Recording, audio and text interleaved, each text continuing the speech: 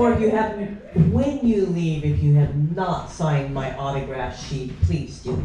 Because this has been such an amazing night, and that will help me remember it all. Next up is another of my oldest friends in the community. And I'm not talking about age, I'm talking about how long we've known each other. Richard Chwedyk is a Nebula Award-winning and Hugo-nominated science fiction writer. I'm not escaping, I just need more water. Okay. He is also an adjunct professor of instruction at Columbia College, Chicago, teaching science fiction, fantasy, young adult, writing for children, Tolkien, and anything else they need this amazing guy to pinch hit for. He's been teaching writing and conducting workshops since 1991. He goes back to the Twilight Tales days. He felt the cold ghost spots at the top of an otherwise overly heated stairs and remembers dinosaurs. He hopes that dinosaurs remember him too. I had the honor of publishing the first of the SAR stories in the Twilight Tales chapbook. It went on to be reprinted in Fantasy and Science Fiction magazine and as a year's best. All of his sequel stories were also published in Fantasy and Science Fiction magazine, and we are ever hopeful for a collection. Yes. Yes. With that, please welcome my friend, Richard Chwedyk.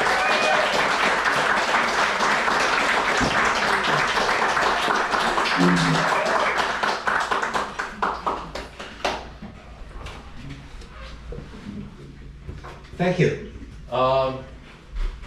Chosen this, and now I have to see. Everybody else has been having their vision problems, but That's a gooseneck. How you need. there you go. I think this sounds audible without like turning into a Blue Oyster Cult concert. So, I've done the source stories and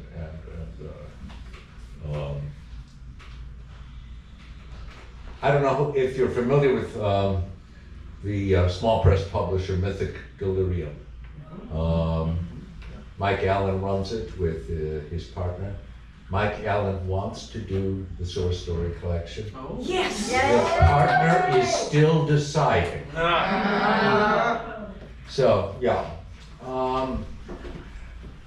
And I said, oh, should I read one of those wild and crazy scenes in the source stories where Axel is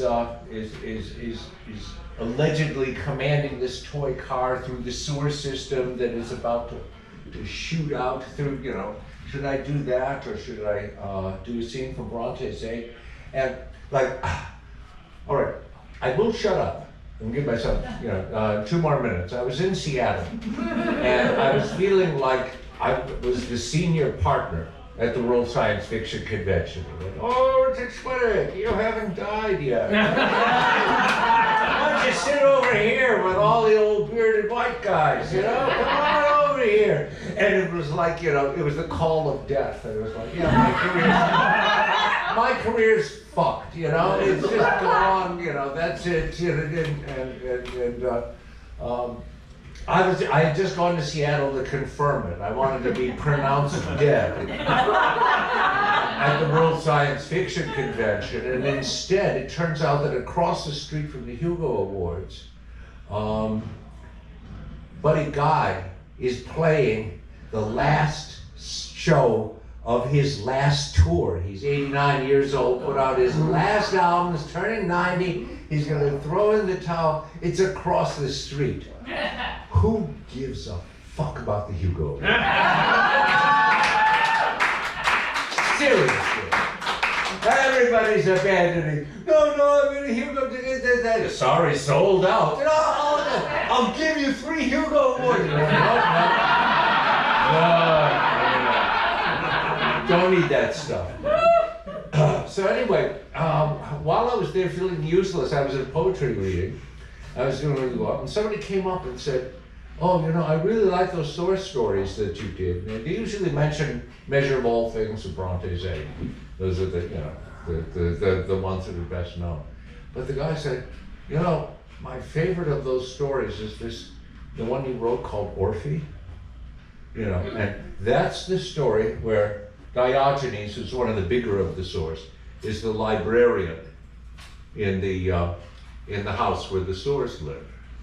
And he drops dead one day, and Axel doesn't know what to do as far as death goes. He's inconsolable. And they plan a funeral service, and people say really nice things, but Axel is still inconsolable. And Geraldine, who we don't know where Geraldine is from, the toy company people, like, we didn't make this. We don't know.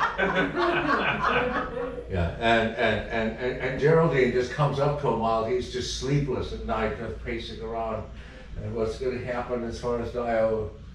And she says, because Agnes, of course, Agnes the Stegosaurus thinks like most of us, and that it's like, everything dies, everything stinks, humans are worthless, don't even. And Geraldine comes up and says, time never dies. And Axel is suddenly like, yeah. And everything is there in time. And so instead of making a spaceship, why don't we make a time ship? And he starts talking about this at the service at the funeral for Diogenes. And he starts all the other stores are going, time ship. And they're all, and of course Agnes is like, what's wrong with these people? But here, let me find. Everybody says very, very nice things, and then so what happens? You see that down on the floor? That's my bookmark. That's where I got it. But yeah, I'll just say very quickly what Doc says in a more serious moment of that. When we came into the world, Doc began, our meaning was assigned to us by our makers and our owners. When we were no longer needed, our meaning evaporated until we came here. Now we live for ourselves and for each other. No one typified this better than our friend Diogenes. It may be too much to ask that we should all live like he did, but at least we can honor how he lived and that he lived, and keep our love for him alive. And by doing so, we can keep his love for us alive as well. That's Doc. What Agnes says. Humans always talk about the next world and the afterlife. They also say that animals can't go there, that only humans can. Well, it's a crock. And if there is such a thing, they can keep their damn afterlife. There's plenty more who deserve it than a bunch of stupid humans. Dio doesn't deserve this. It's just wrong. So you have Agnes. Now, all right, funeral is just about done. And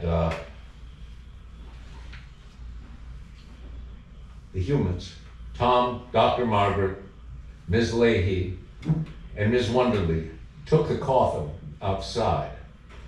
The Buddhasaurs played their version of West End blues. Little bit of New Orleans.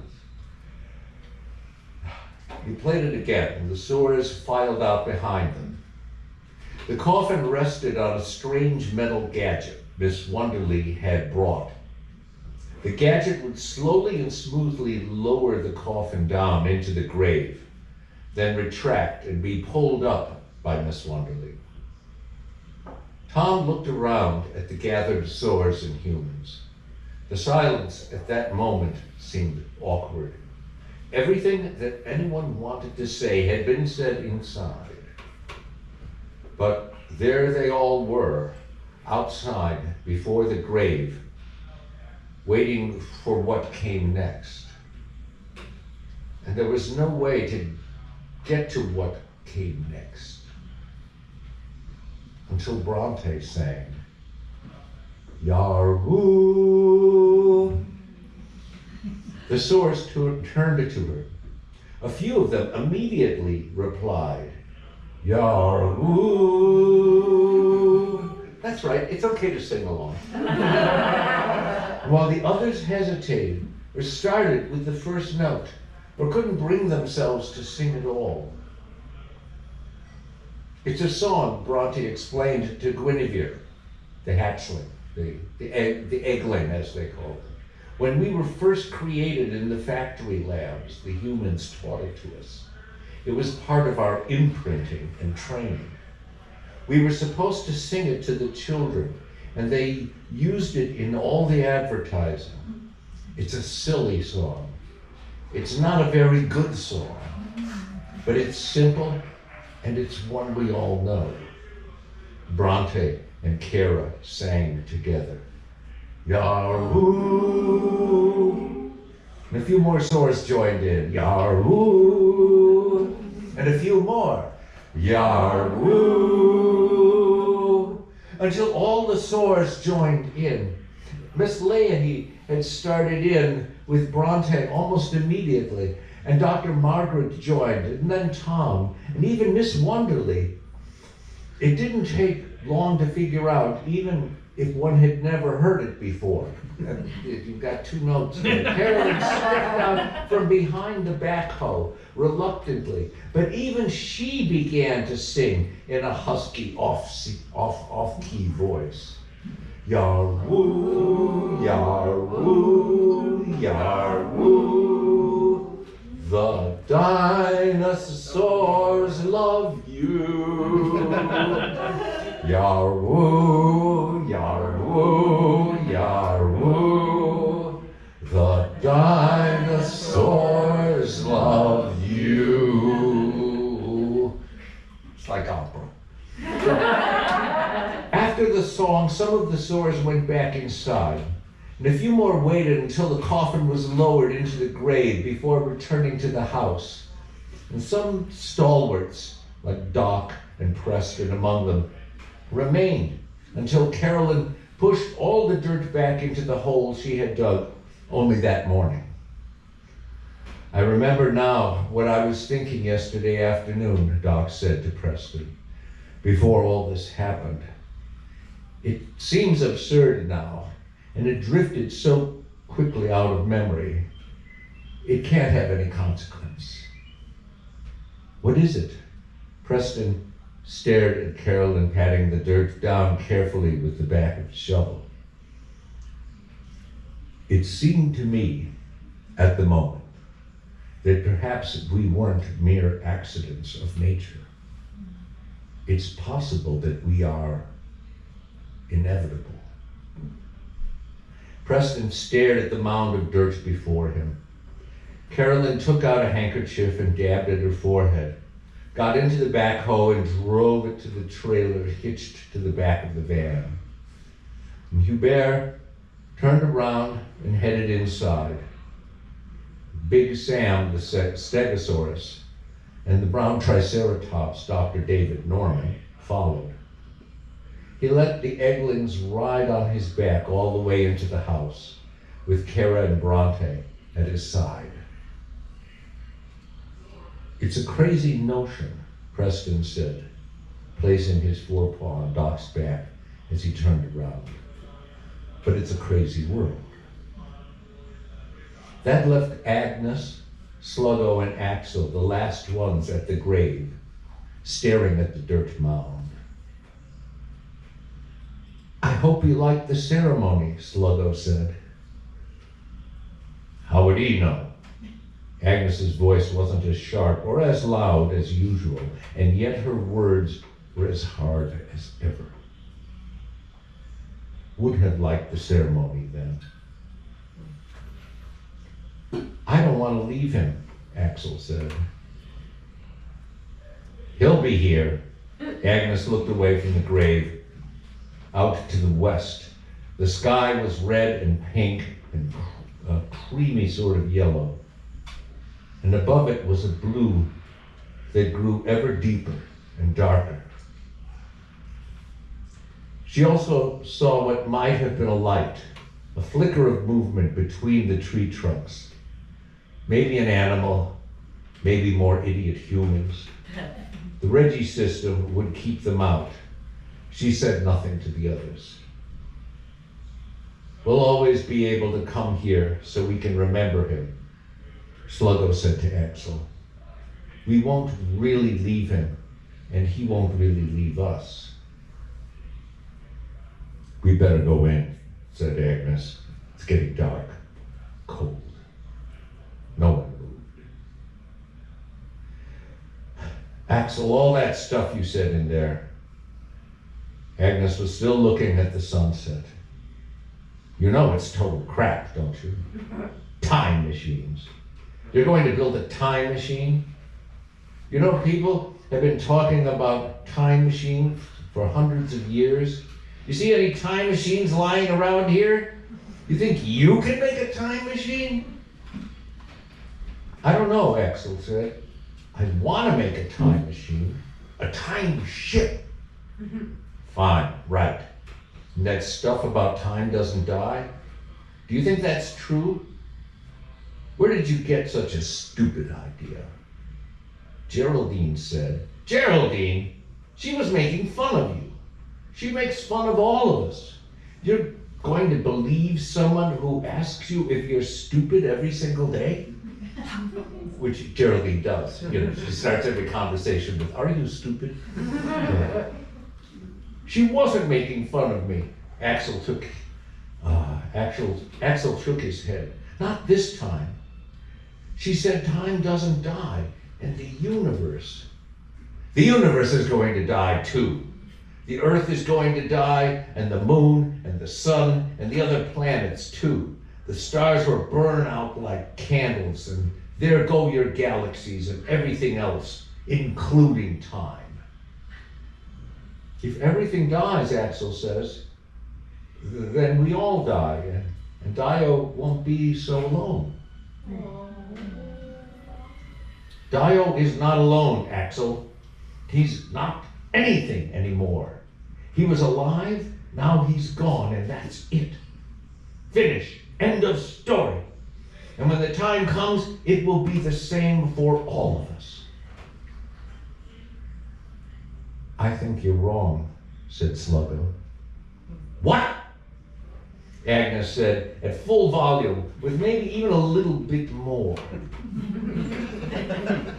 You're wrong. Or at least you're not right. Not completely. Dio is still something. He's everything he ever was.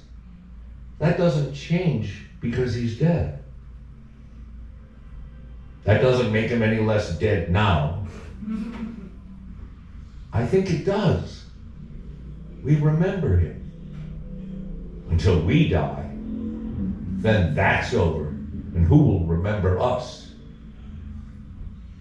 I don't know, said Sluggo. Maybe it's like what Doc said. We're not only looking at it in a small way. Just how it affects us. But that's not everything. Maybe what we all do makes up the universe, big as it is, and as little as we are. We're still part of it. We make it what it is, no matter when we're alive or when we die. Sluggo waited, but he heard no reply. He couldn't remember a time when he'd said so many words without being interrupted. For a moment, he was afraid that something might be wrong with Agnes. He waited a little longer for her to tell him he was an idiot before he asked, "Does that make any sense?" "No." Agnes curled her tail and clawed at the lawn with her spikes. Out in the west, the red had dimmed to an ember color, surrounded by an undiluted indigo. The woods formed a ragged black outline behind it. "It makes so little sense, it's like making no sense at all," Agnes said. "You've been chewing on some funny plants.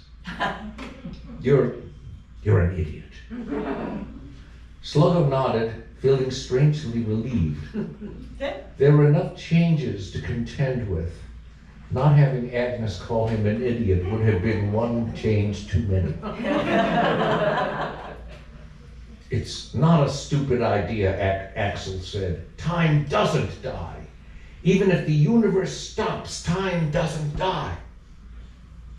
"Everything dies," Agnes said, with the weariness of someone repeating the same directions over and over again. "Like the sun going down now, and night comes. It's that inevitable.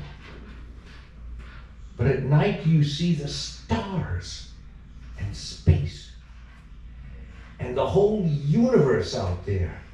You can't see it in the daytime." "You won't be seeing any stars when you're dead." Agnes turned away from him. "I'm not saying that it's good or that I like it. It just is, okay? It's better to know it than to pretend it's not true. I wish it wasn't true, but it is. I'm sorry." "Agnes, what did you say?" asked Sluggo. "What?" "I thought I heard you say you were sorry." "Yes, that's what I said. Are you going deaf? I said I'm sorry. Now let's get back in. It's already dark." And the three of them didn't move. The chilly breeze started and grew stronger. "You know," Sluggo said to Axel, "maybe you don't have to make a time machine. Maybe we're the time machines."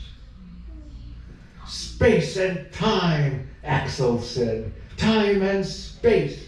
He looked up at the early stars, now clearly visible. "The universe is..." "We know," Agnes groaned. "We know." She took a few steps closer to the grave. "Dio," she said, "this is stupid. I know you can't hear me. I have to say it. I want to see you again, and I know I can't, and everything else is crap, and I don't care." She looked at Sluggo and barked, "Believe anything you want. I don't care." Then she looked at Axel. "And you, go ahead. Build your damn time machine. Jump into it and take yourself someplace where I'll never have to listen to your insanity again. I don't care." Sluggo heard what he thought was a sob after she said this, and he pressed himself against her. He felt her trembling, but she didn't push him away. "It's getting colder." Her voice was hoarse and even cracked a little. "Let's go." She walked back to the house, Sluggo at her side. Axel tried to follow, but kept staring up at the early stars, at once infinitely far and remarkably close, like lights stretched across a huge ceiling under which everything fit, and to move from one place to another under them really wasn't like leaving at all. "Maybe I can't make a time ship. Maybe time dies too, like Agnes said. Maybe." "Come on," said Agnes. He hurried for the house again and stopped. He felt someone was behind him. He could almost hear the big feet against the grass. But when he stopped, the sound of the footsteps stopped too. Axel shut his eyes. "Dio?" He didn't hear an answer, but Dio never said much anyway. He imagined Dio standing out there alone, as if banished. wanting to be back inside with his friends and with the books. Axel wanted to swing back around and see him, but he remembered the Orphe guy and his wife. Orphe is how he refers to Orpheus. Orphe. That's how it is in French. It says Orphe, Orphe. The Orphe guy and his wife, and how important it was not to look back. It's okay, Dio. Axel opened his eyes, but he looked at the house, the lights in the windows, Sluggo and Agnes on the porch step, Tom in the doorway waiting. It's okay. I won't look back, I promise. He understood in his way that he had taken on a serious responsibility, more important than any time ship, more important than the exo-cyborg. As long as he remembered not to turn back and look, Dio would be there, always, just as he felt him there now. A big responsibility, but yes, he could do it. He had to do it. Come on, he said, and headed for the house once more. It's almost time for summer.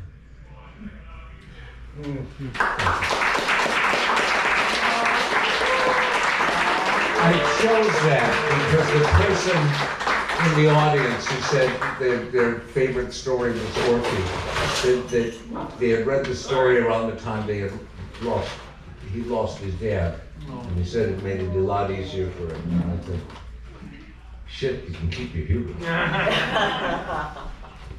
Thank you.